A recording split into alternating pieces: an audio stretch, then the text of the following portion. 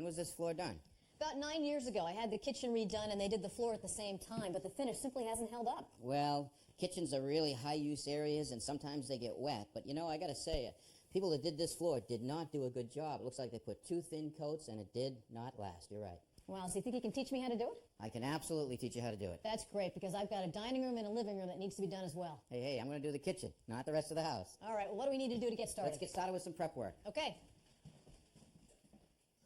All right, the first thing I like to see is a window fan put in the window, sucking the air out. This is simply a box fan. It'll take any of the fine dust particles out with the air. Next thing I want to do is I want to tape up the openings to the other rooms using this lightweight plastic drop cloth and some blue tape so we don't ruin the paint on the walls. All right, this is the sander we're going to use. This is a 6-inch random orbital sander. It has 4 6-inch discs, and we're going to use a paper that actually has a Velcro on it that sticks to it. And this is a 36 grit paper, nice and coarse to get started with. So I just put it on right here? Center it on the disc and stick it on there. Okay. All right, now let's look at the sander. There's a bag attached to the sander because there's a built-in vacuum that will suck up the dust and collect into this bag. Well, that's great. Now, can I get one of these locally? Yes, you can go to the home center and rent this for the day for about $80. Wow, that's great. All right, let's get started. Good. Now what I want to do is also make sure we have protection against the fine particles of dust, so we'll wear a dust mask and hearing protection. And I want to make sure that the sander is plugged into a 20-amp breaker, and we want to use a good heavy cord. So we use the cord that comes with the sander, and we'll plug it right into the wall. All right, now let's get on our dust mask and our hearing protection, and we can get started. All right. Now what I want you to do is grab the machine with your right hand, hold on to it firmly with your right hand, reach underneath, and push the switch on. Now just randomly push the machine back and forth, twisting it. Do not push down on it. It's forward and back, left and right.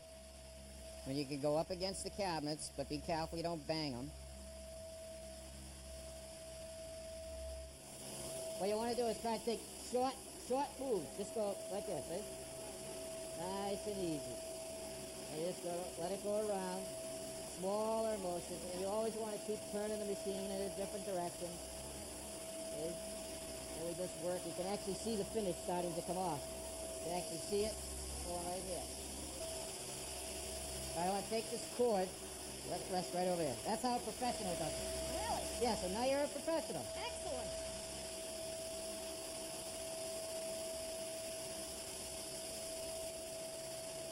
All right, now you're starting to get over here near the cabinet. Let me show you how to do this against the cabinet. You're going like this randomly. Now what I'm going to do is slowly go against the cabinet, just letting the sander touch it lightly. I don't want to scratch it. I'm going to go like that, nice and slow. I'm going to go back again, nice and easy. Now what I want to do is I want to turn the sander on about a 45-degree angle. Why do you want to do that? Because I want to get the sandpaper to sand between the voids of the standing disc.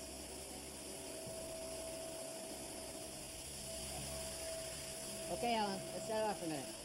One of the biggest mistakes people make is they don't change the paper enough. Now, we've been sanding for about 15 minutes, and after 15 minutes, this paper actually stops cutting. So what we want to do is simply pull off the paper and replace it with some new 36 grit paper. So it's the same grit right now? Yeah, so the first pass, we're going to stay with the 36 grit.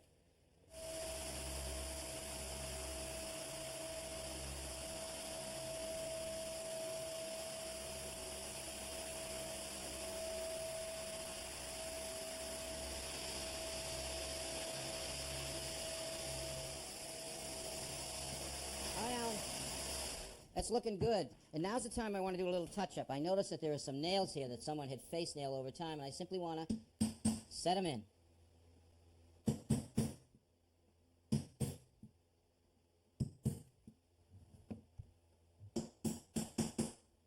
It's also a good time to fill these nail holes and any gaps in the floor. But before we do that, we need to vacuum it.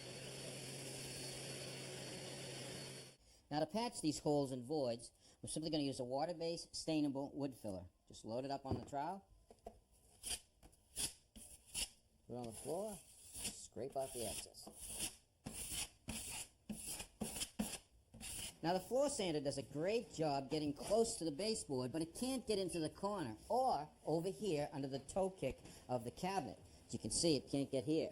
So what I'm going to use is simply a detail sander with the same grit paper connected to my vacuum.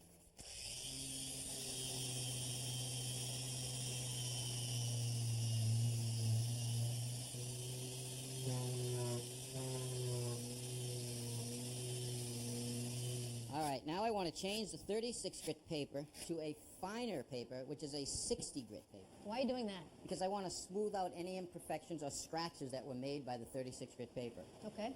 Now, what I want you to do is vacuum up the floor. Why? Because I don't want any of the 36 granules getting caught up in the 60 grit paper, because that will scratch the floor. Okay, I'm on it.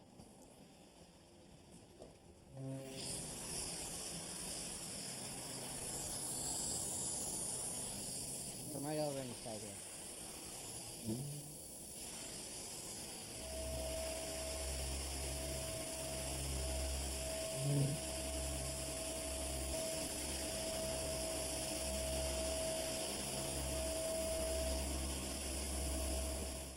Rather than move the refrigerator out of the kitchen, I actually propped it up on a couple of 2x4s. Now I need to sand underneath the front edge of the refrigerator, but I can't get a sander in there. So I'm simply going to take the finish off the floor using this paint scraper and drag it across the finish. It takes it right off. All right, let's review. What we've done is we've sanded the floor using 3 different grits of paper, a 36, a 60, and an 80. And I vacuum between each one. Right, now one more step before I start our finish. I made up a tack rag using mineral spirits. I want to wipe down the surface of the floor. Is that to pick up any sorts of dust or particles that may have accumulated? Right, you want to pick up every little piece because that will show through the finish.